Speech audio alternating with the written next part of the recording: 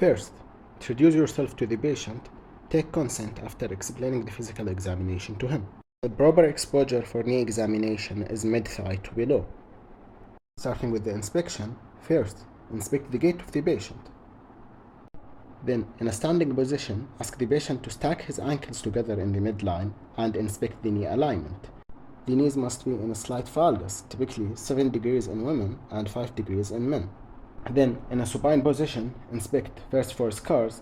Midline scar usually indicate arthroplastic scar for total knee replacement, and 2 scars, one medially and one laterally, indicate arthroscopic scar for arthroscopic surgery. Also inspect for swelling, position of the patella that should be upward, skin problems, and muscle wasting. Usually the first muscle to be wasted is vastus medialis. This is because it's responsible for the last 15 degrees of extension of the knee, so it gets wasted first in most knee problems. Part of the inspection that's specifically important in patellofemoral examination is that you need to know the Q angle. It's the angle subtended by a line drawn from the anterior superior iliac spine to the center of the patella and another line from the center of the patella to the tibial tuberosity. It's usually measured by a goniometer, and the normal angle is about 14 degrees in men and 17 degrees in women. Moving on to the palpation, first we ask the patient if he feels any pain. Then, with the dorsum of my hand, I start feeling the temperature. The knee should be cooler than the temperature above and below it. This is because the knee joint is a superficial joint. Then, we start palpating the tibial tuberosity, medial toward the medial condyle. Above it, there is a depression called tibia plateau. Lateral to the tibial tuberosity, first there is the fibular head. It's the insertion for biceps femoris and lateral collateral ligament. And the fibular neck, where the common peroneal nerve is located. Then, examine the patella from all sides on an extended knee. Push it medially and laterally, and try to examine the articular surface of it. Then, flex the knee and palpate the patellar tendon and the tibial tuberosity once again. As always, don't forget to palpate both knees. Moving on to the range of motion part, or the move part. As always, start with the active movement. If it was impaired, do the passive movement. Ask the patient to flex his knee as much as he can. Normal angle is between 140 and 160 degrees. Then ask the patient to do full extension with your hand below the knee. If your hand gets trapped, this is full extension. However, if the feet of the patient rise, this is hyperextension. It's normal up to 10 degrees. If the patient was unable to do full extension actively but was able to do it passively, this is called extensor lag, and usually it's due to extensor muscle weakness. But if the patient was unable to do full extension neither actively nor passively, this is called flexion contraction. Usually this is due to shortening of a posterior element such as muscle or a tendon. Moving to the special tests, the next 3 tests examine joint effusion. First, the juxtapatellar halo test. Normally, there is a halo medially to the patellar ligament on extension. And when flexing the knee, a halo appears lateral to the patellar ligament. If the halo disappears, this indicates collection of intra-articular fluids. The next test is the patellar tap test. Here, with our left hand, we squeeze any fluid from the suprapatellar pouch to the joint. And with the other hand, we tap on the patella.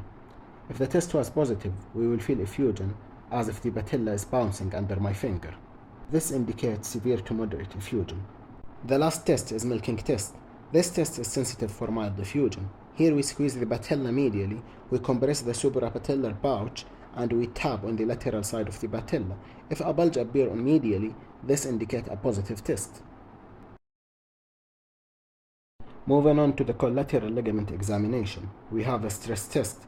Valgus stress test for medial collateral ligament and varus stress test for lateral collateral ligament.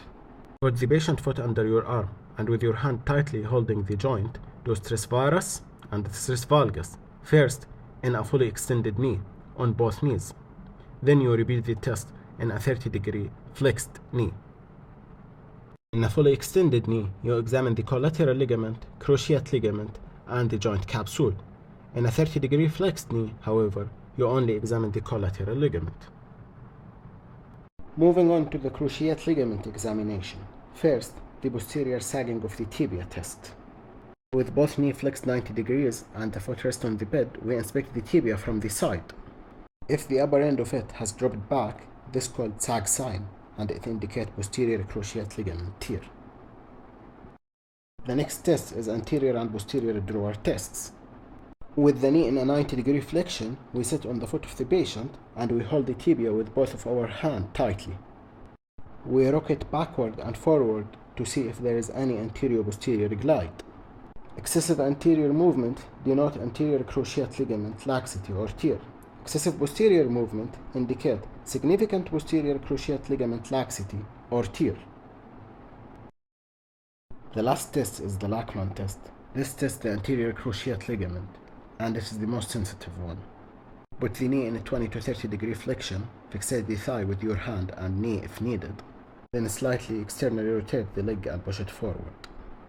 Normally, the knee should be hard lock, where there is no gliding at all. Soft lock knee, where there is anterior gliding, indicate anterior cruciate ligament laxity or tear. Next is examination for meniscal injury. We have Alomari test. Here, we fully flex the knee, palpate the joint line, then we do internal rotation, varus extension. Then we do external rotation, valgus extension. A positive test appears as a click sound. Sometimes you actually palpate the pop or the click more than you hear it. This indicates meniscal tear. Sometimes you need to repeat the movement few times to hear the click or the pop. This is because the test is based on the fact that the loose meniscal tag can sometimes be trapped between the articular surface and then induced to snap free with a palpable or audible click. The test is seldom used nowadays because of the accuracy of it and the fact that meniscal tear is easily diagnosed by MRI. However, imaging is not always available. Moving on to the special tests for the patellofemoral joint. There are 3 of them. The first test is the gliding test or the friction test. Here we move the patella proximally and distally. Bend or crepitus indicate osteoarthritis or chondromalagia of the patellofemoral joint. The next test is a grinding test, also called Clark's test. Here we squeeze and fix the patella distally and ask the patient to contract his quadriceps. Pain equal a positive test. This test is positive in patellofemoral disorders such as chondromalagia, osteoarthritis, or degenerative joint problems. This test causes severe pain, so usually we don't do it. The last test is abrasion test. Here we mimic the mechanism of patellar dislocation by push the patella laterally and do flexion of the knee. If the patient contracts his quadriceps or resists you like this is a positive test, and it's diagnostic for recurrent patellar subluxation or dislocation.